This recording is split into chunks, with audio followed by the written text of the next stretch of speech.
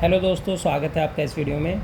आज की वीडियो में हम सीखने जा रहे हैं मॉडल्स, और इनको हम मॉडल ऑक्सिलरी वर्ब्स भी बोलते हैं। तो ये कौन कौन सी होती हैं हमारी? Can, could, would, may, might, should, etcetera. तो ये हमारी होती हैं मॉडल्स। इनके नियम क्या हैं देखिए, जान लेते हैं। सबसे पहले कैन और मे का जानते हैं। कैन और मे। तो कैन का यूज़ हम कहाँ करते हैं और मे का कहाँ करते हैं? जो कैन का यूज़ है वो हम करते हैं योग्यता दर्शाने के लिए, योग्यता या फिर क्षमता दर्शाने के लिए ज़्यादातर।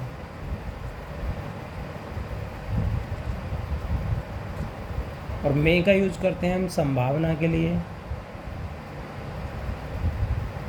और आज्ञा लेने और देने के लिए। आज्ञा लेने और देने के लिए।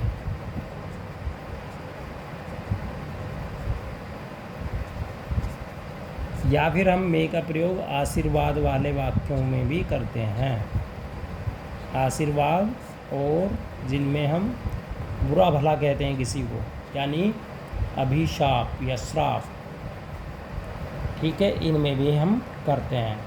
तो चलिए जानते हैं सबसे पहले कैन का प्रयोग। आपको ये पहचानना है सेंटेंस के हिसाब से कि उसमें योग्यता क्षमता दर्शाया गया है या फिर संभावना है या आज्ञा है या आशीर्वाद है। तभी आप कैन या मे में सही लगा सकते हैं, क्योंकि दोनों में कन्फ्यूजन आपको हो जाएगा। दोनों का यूज़ हम सत्ता वाले वाक्यों में करते हैं। किस में करते हैं? सत्ता वाले वाक्यों में ही हम दोनों का यूज़ करते हैं। तो इसलिए आपको कन्फ्यूजन हो सकता है, तो आपको ये पहचानना है। चलिए हम बताएंगे, आपको समझाएंगे। मान लो पहला सेंटेंस है, आज बारिश हो सकती है।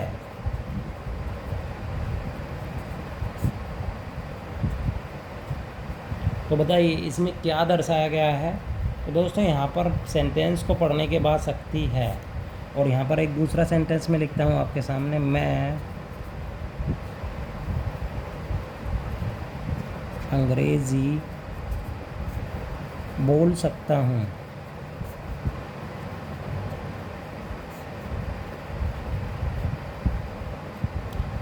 दोनों वाक्य आपके सामने, बताइए इनमें क्या दर्शाया गया है। देखिए पहला जो सेंटेंस है, आज बारिश हो सकती है, तो ये एक संभावना है। क्या है ये? संभावना।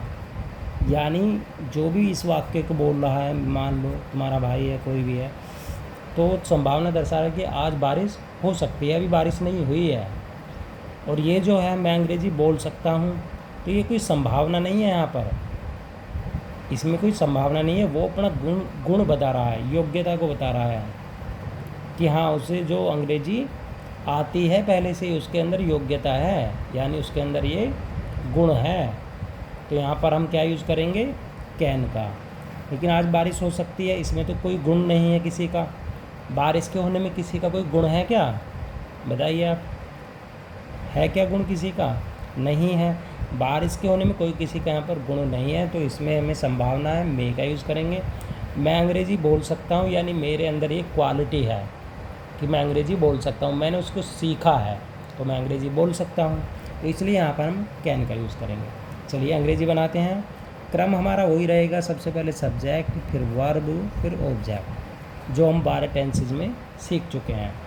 तो आज बारिश हो सकती है। बारिश, मौसम, दिन, महीना, समय, इनके लिए हम इट का यूज़ करते हैं शुरू में। तो सबसे पहले बनाएंगे इट। चलिए इस पेन को रख देते हैं, दूसरा पेन लेते हैं, इट। फिर उसके बाद लगेगी यहाँ पर, ये सब्जेक्ट के रूप में आ गया, इंट्रोडक्टरी, ये हमारा सब्जेक्ट के रूप में आ गया इट। उसके बाद में हेल्पिंग वर्ब आ गया यहाँ पर में। बारिश होना, ये एक पूरी वर्ब है, तो यहाँ पर लगा देंगे रेन। इट में रेन, आज की यहाँ पर लगा देंगे today. Today, it may rain today, आज बारिश हो सकती है। दूसरा वाक्य है मैं अंग्रेज़ी बोल सकता हूँ, तो ये योग्यता है। यहाँ पर मे की अंग्रेजी, मे का सब्जेक्ट है हमारा आई, और हेल्पिंग वर्ब हमारी लगेगी यहाँ पर कैन लगेगी या मे, कैन लगेगी क्योंकि यहाँ पर योग्यता है। तो आई कैन, वर्ब आ जाएगी बोलने की, स्पीक, ऑब्जेक्ट आ जाएगा हमारा यहाँ पर अंग्रेजी, आई कैन स्पीक इंग्लिश।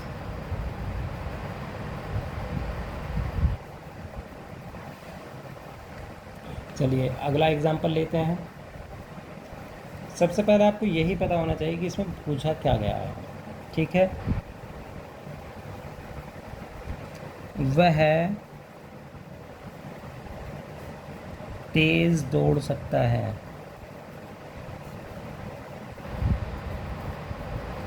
वह तेज दौड़ सकता है।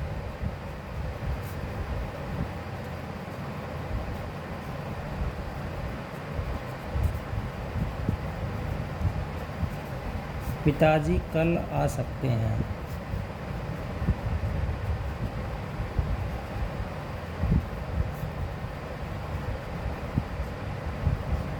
तो बताइए इनमें क्या दर्शाया गया है। तो आप देखेंगे कि इन वाक्यों में क्या दर्शाया गया है। यहाँ पर वह तेज़ दौड़ सकता है, तो यहाँ पर दौड़ना ये एक गुण है, जिसने अच्छे से दौड़ लगाई होगी यानी योग्यता अर्जित की होगी, वही तो तेज़ दौड़ सकता है। जिसने कभी दौड़ नहीं लगाई हो वो तो तेज़ दौड़ेगा नहीं। तो यहाँ पर ये संभावना नहीं है, ये उसका गुण है। जिसने खूब प्रैक्टिस की है दौड़ लगाने की वही तो तेज़ दौड़ेगा, ये गुण है, या फिर आप इसे योग्यता भी कह सकते हैं। योग्यता और गुण एक ही बात होते हैं। हर कोई तो तेज़ नहीं दौड़ सकता। पिताजी कल आ सकते हैं, तो पिताजी कल आ सकते हैं ये तो कोई गुण नहीं है ना, ये तो एक संभावना है। भाई आने में कोई गुण थोड़ी है किसी का कि आ सकते हैं, तो यहाँ पर संभावना है। तो फिर बनाएंगे वह तेज़ दौड़ सकता है, सब्जेक्ट रखेंगे ही, हेल्पिंग वर्ब रखेंगे कैन, दौड़ने की हम यहाँ पर रखेंगे रन, और तेज़ यहाँ एडवर्ब है, इसकी आ जाएगी fast, he can run fast. अगला सेंटेंस पिताजी कल आ सकते हैं, तो सब्जेक्ट क्या है पिताजी, वर्ब क्या है आना, और सकता है हमारी इसकी पहचान। तो आ सकना है पूरी ही यहाँ पर हमारी वर्ब है, और ये हमारे यहाँ पर एडवर्ब है जो लास्ट में आएगा। तो सबसे पहले पिताजी के आगे यहाँ पर फादर,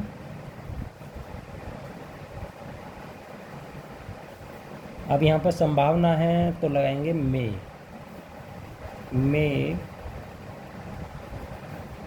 कम टुमारो, वर्ब की फर्स्ट ही फॉर्म लगती है TOMORROW, फादर मे कम टुमारो।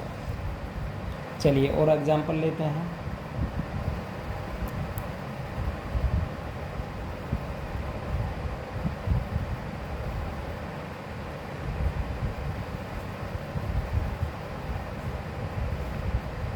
तुम अंदर आ सकते हो,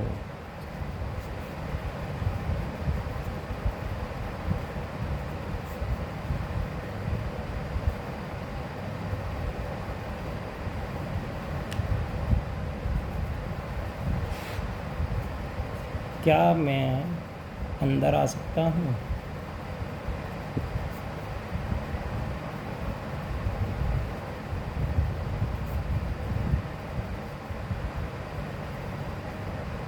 क्वेश्चन मार्क, तो क्या लगा हुआ शुरू में, तो क्वेश्चन मार्क आएगा। तो बताइए, देखिए यहाँ पर तुम अंदर आ सकते हो, क्या मैं अंदर आ सकता हूँ, बताइए इनमें क्या लगेगा। देखिए यहाँ पर तुम अंदर आ सकते हो, ये किसी ने आज्ञा दी है, परमिशन दी है, और क्या मैं अंदर आ सकता हूँ यहाँ पर किसी ने परमिशन मांगी है, यानी यहाँ पर किसी ने आज्ञा मांगी है। तो आज्ञा लेने और देने दोनों के लिए हमें क्या यूज़ करना है, में। आज्ञा चाहे लेनी हो चाहे देनी हो, दोनों के लिए में यूज करते हैं। जैसे स्कूल में आप बोलते हो मे आई कम इन सर, क्या मैं अंदर आ सकता हूँ? तो वो आंसर देंगे इसका यस यू मे। तो यहाँ पर तुम अंदर आ सकते हो, तो यहाँ पर परमिशन दी गई है, यानी बिना परमिशन के आप अंदर घुस नहीं सकते। तो यहाँ पर आज्ञा है। तो यहाँ पर हम बनाएंगे, सबसे पहले सब्जेक्ट लिखेंगे यू मे हेल्पिंग वर्ब, और अब वर्ब आ जाएगी यहाँ पर कम, वर्ब की फर्स्ट फॉर्म। अंदर की यहाँ पर लगेंगे इन, यू मे कम इन। क्या मैं अंदर आ सकता हूँ? तो क्या यहाँ पर शुरू में लगाया है, तो हेल्पिंग वर्ब को शुरू में रखेंगे। मे आई, सब्जेक्ट आ गया, आने की लगेगी यहाँ पर कम, वर्ब की फर्स्ट फॉर्म, और अंदर की इन, मे आई कम इन। और अगर हम सर भी बोलते हैं तो यहाँ पर लगा देते हैं मे आई कम इन सर। तो ये हम यहाँ पर स्कूल में बहुत ज़्यादा यूज़ करते हैं, कहीं पर भी, या कहीं आप कंपनी में जा रहे हैं तो भी आप बहुत से बोलेंगे मे आई कम इन सर। तो उनका जो उत्तर होगा इंग्लिश में, उन्हें देना चाहिए यस यू मे। तो इसका जो अर्थ हो जाएगा यहाँ पर, इसका अर्थ हो जाएगा हाँ तुम अंदर आ सकते हो। केवल इतना ही उत्तर देना होता है इंग्लिश में, यस यू मे, हाँ तुम अंदर आ सकते हो।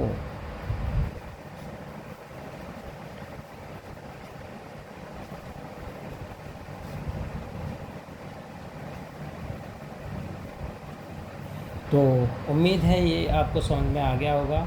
इस वीडियो में इतना ही, फिर मिलेंगे अगली वीडियो के साथ, इसके पार्ट 2 के साथ, क्योंकि एक ही वीडियो में सारी चीज़ें डिटेल में समझाई जाएंगी तो बहुत बड़ी हो जाएगी। लेकिन अगर आपको वीडियो अच्छा लगा हो तो वीडियो के नीचे कमेंट करें। फिर मिलेंगे हम एक अच्छे से नए वीडियो के साथ में।